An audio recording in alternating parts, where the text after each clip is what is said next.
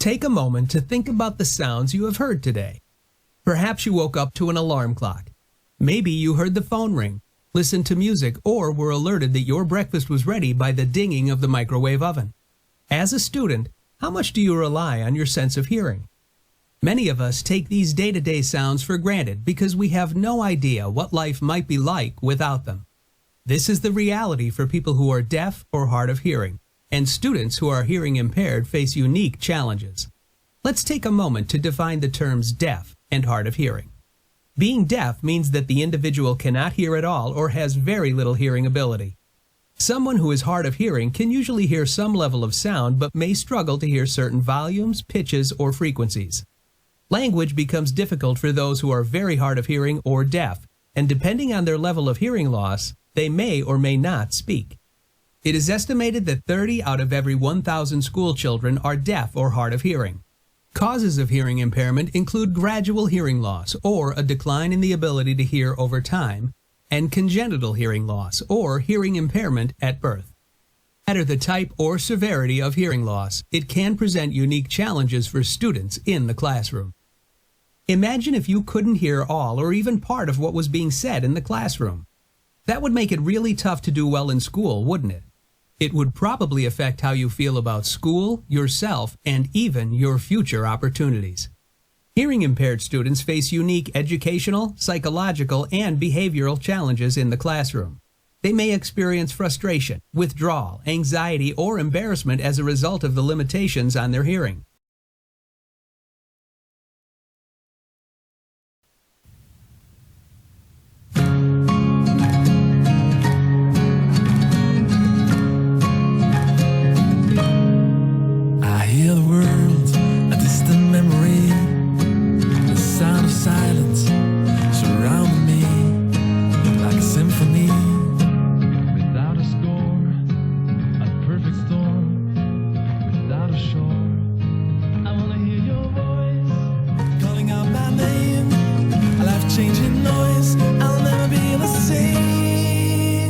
Let's hear the world like you never did before.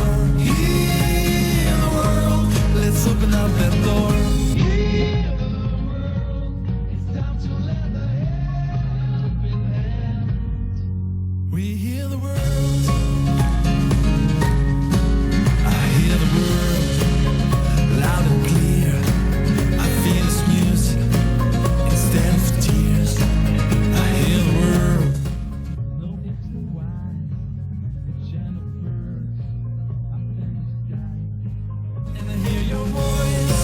Calling out my name. Now I'm like you, and you're like me. We're all the same. Let's hear the world like never did before. Hear the world. Let's open up that door.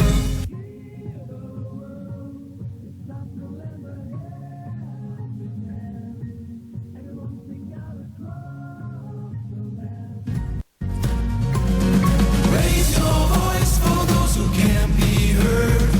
Speak out loud, put out the word. Hear the music, hear the word. 'Cause love is all we need. Let's hear the world. Hear the world. Let's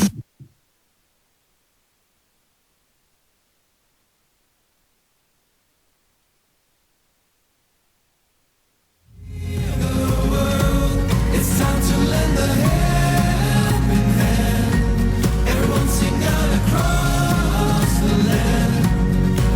We hear the world.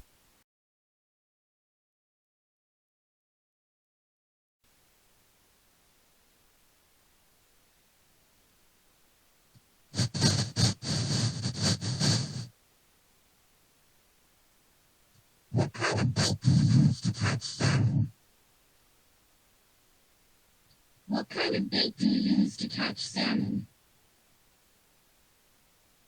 What kind of bait do you use to catch salmon? What kind of bait do you use to catch salmon? What kind of bait do you use to catch salmon?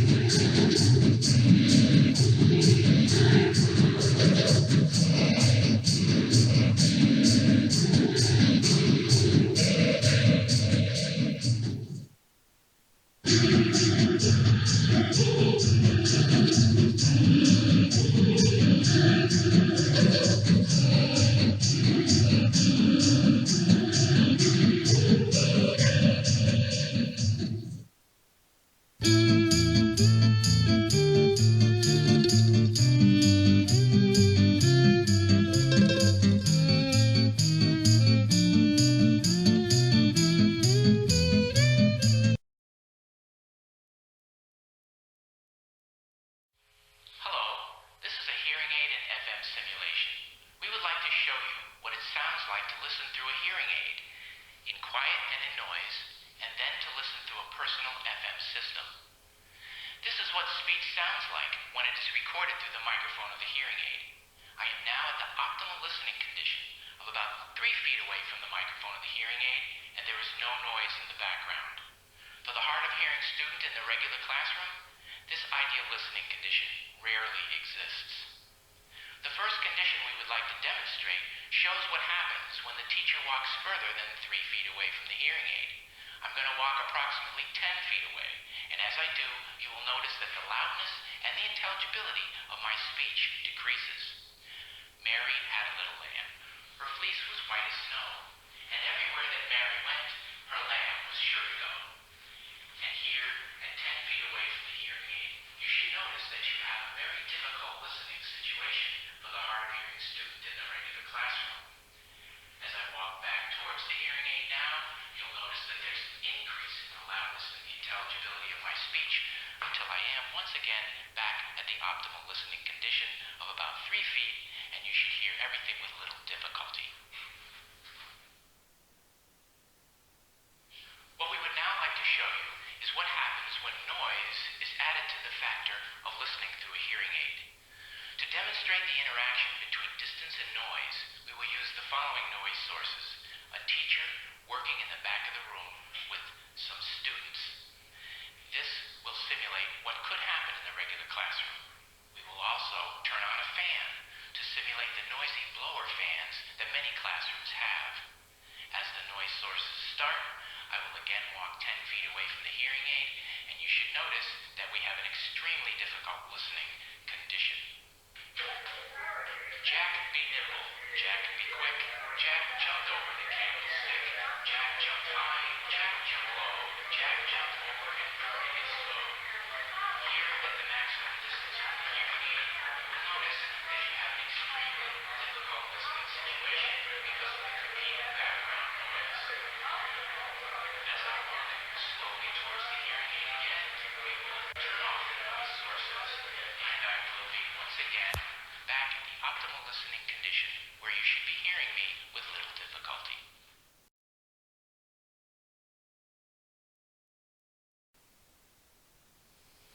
Because the hard of hearing student will have difficulty in the types of listening situations we've just seen, the use of a personal FM system may be recommended.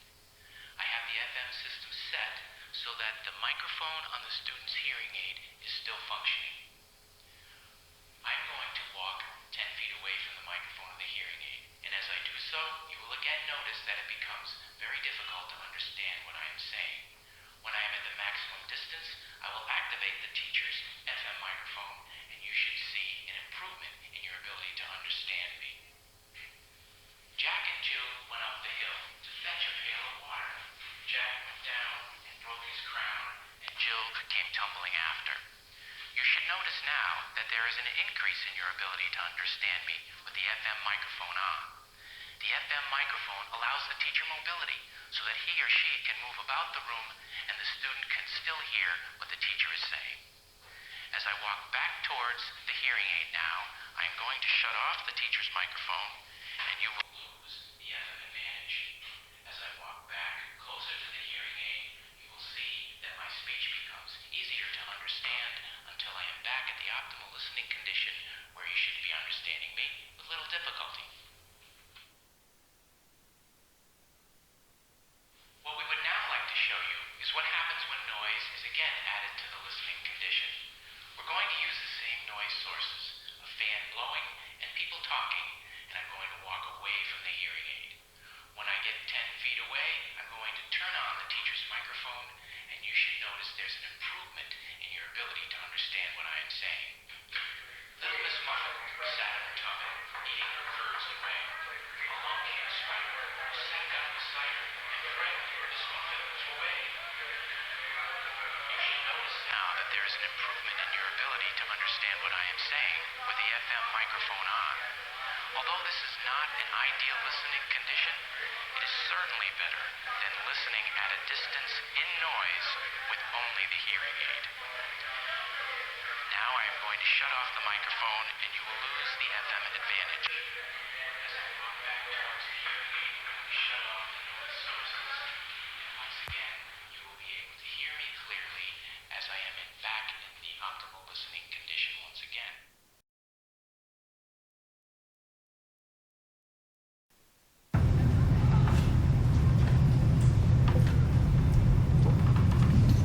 There's two challenges many deaf students have. One being they can read and decode every word on the page. They can, many can, but they can't tell you what it means. And I know it's probably hard, it's a hard concept for people to understand because you can look at words and easily understand them. You don't have to think about it for a very long time. So I'm going to show you a sentence up here. I'm pretty sure you're intelligent enough, you can handle all of the words that are in this sentence, but I want you to tell me what it means. Try and figure out what the intent of the sentence is, and if you have a linguistic background, be quiet, you maybe have seen this before.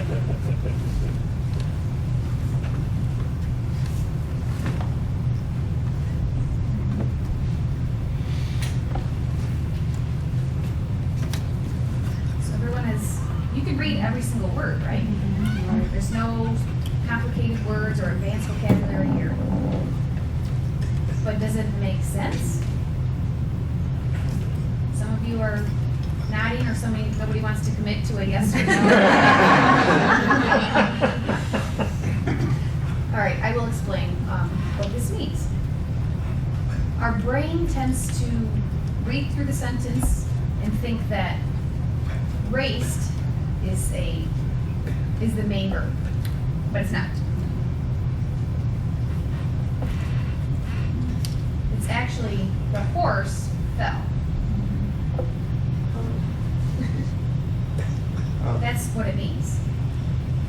So which horse? The horse fell? The horse that was racing past the horse fell.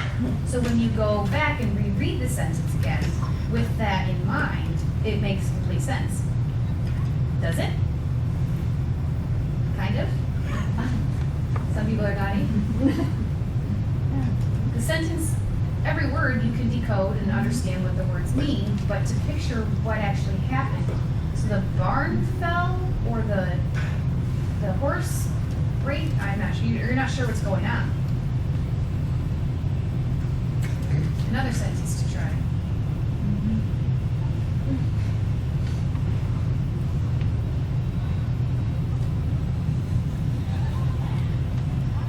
So what does this even mean? It's not sarcastic. I mean, it's grammatically correct.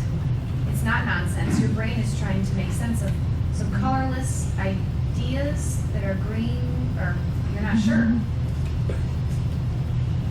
It's not an impossible sentence. I mean, the reason I show you those two sentences, I want to give you just a taste of what deaf students experience as they read normal English sentences. They can read every word. They understand the vocabulary, but they don't understand what it means. The horse can't picture everything together and what it actually means. So even if they can sign all of those words, they still cannot connect the meaning with the picture in their head. All right?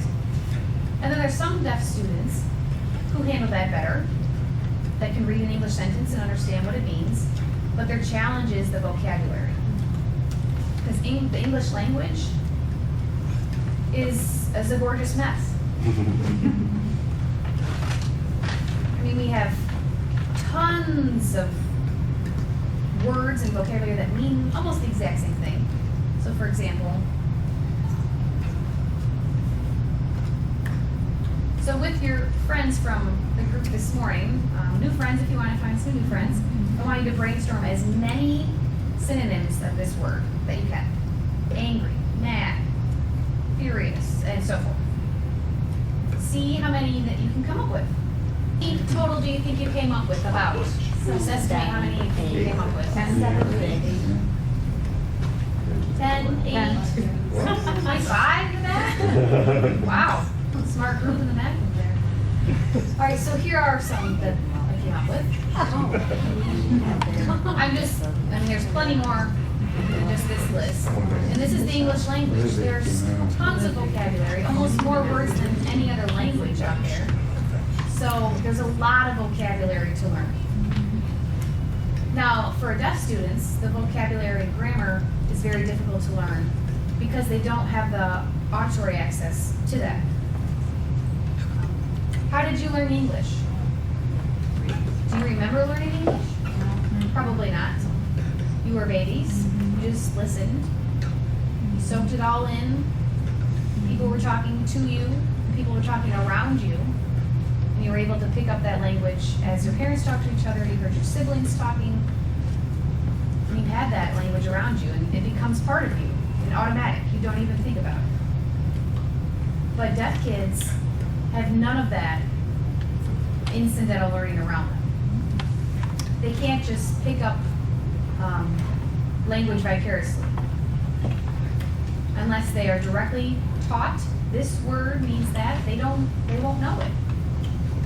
So if they learn angry, then a little later they see livid. How are they supposed to know? They've never heard someone sometime, someplace before say livid, like you maybe have. So they look at that and they say, that's the first time that I've ever seen that word. So they have to learn each word one by one, which is a huge task. Thinking of how many thousands of words there are in the English language. Same goes for grammar. Now some deaf kids have some residual hearing with hearing aids or cochlear implants, FM systems, some type of technology. They're able to hear some things or they're just hard of hearing. But even those kids miss a ton of information that goes on around them. Through lip reading or trying to hear, they only hear half of the word or half of the sentence. Maybe some people can hear high-pitched sounds, but they can't hear low-pitch. And they can hear consonants, but they can't catch those vowels. They can't hear the silent sounds. I had a hard of hearing friend in high school who had completely no idea that there were S's at the end of plural words. She never heard them. And then a teacher sat her down and said, no, you have to put an S on the end of something that there is a plural of. And she said, oh, that was news to her because she completely missed that S. She could hear the word, but she couldn't hear an S. So her grammar was slightly messed up because of that. And sometimes they have partial information and it just makes it a lot harder. Or they just don't hear anything at all. Because you can completely misunderstand information and get confused, and there's conflicting information. It's happened to me recently. I have no hearing whatsoever, but I can lip read better than I will admit. But I was in a classroom, and 2 interpreters were sitting in the back of the classroom, and a girl walked in the room.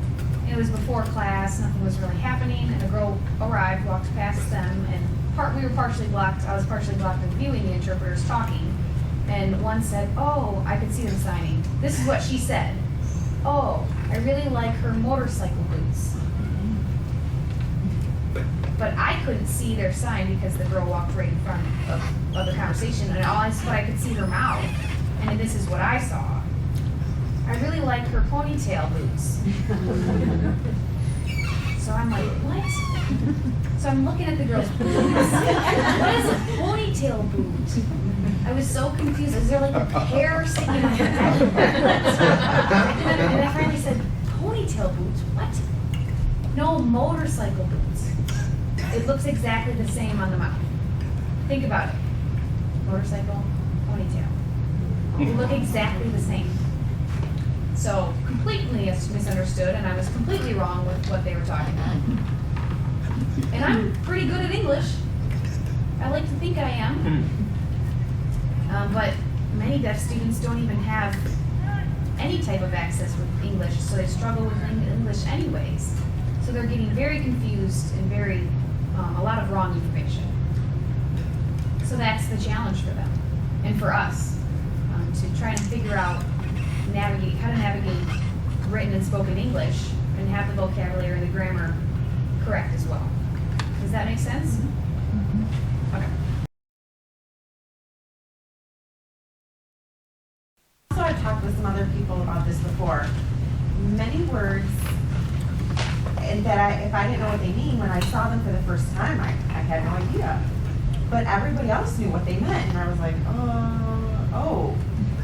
But this maybe words people would say, but they wouldn't write. One word was frankly.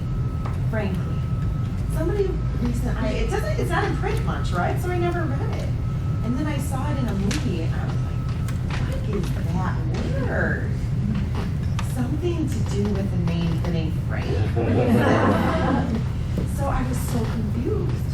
But you hear that within, conversations out and about. And same with the names of people. I'm really bad with remembering names anyway. So, but I don't have the benefit of hearing someone calling someone. Bob, Bob, someone will say Bob, and they'll turn around, and then I'll know that's Bob. And they can pick up people's names just by someone's calling out Bob. So that blonde guy over there, that's Bob. But me, that goes straight over my head. I don't have that exposure. So I meet Bob once, I forget his name, and then I have to look at him. It's that guy, okay, Bob, yeah, Bob. So you have the benefits of information that's coming into you all the time. And I'm constantly searching out information myself. So it's a very different experience.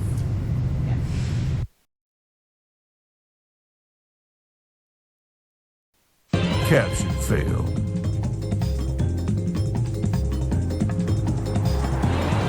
Boom ba da boom ba da boom, he got that super bass. Here we go again. Time to protect and serve. Seriously? I'm getting pulled over by a bicycle cop?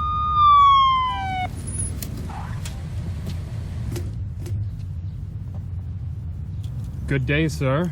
Do you have any idea why I pulled you over? Well, my registration and inspection are up to date, and I wasn't speeding, so it must be because you wanted to get a better look at my Convertilicious Made in America chick magnet. Sir, I'm gonna have to ask you to step out of the vehicle. I have a taser. What is this, some kind of joke? I mean, where's the hidden camera? I'm just checking for any bullet propulsion devices, illegal pharmaceutical paraphernalia, and miscellaneous sharp objects. Now if you could turn your head and cough. Get your hands off me. This is weird and unacceptable. Sir, you've left me no choice. I'm gonna have to take you downtown! Oh, yeah? And how exactly do you think you're gonna get me there?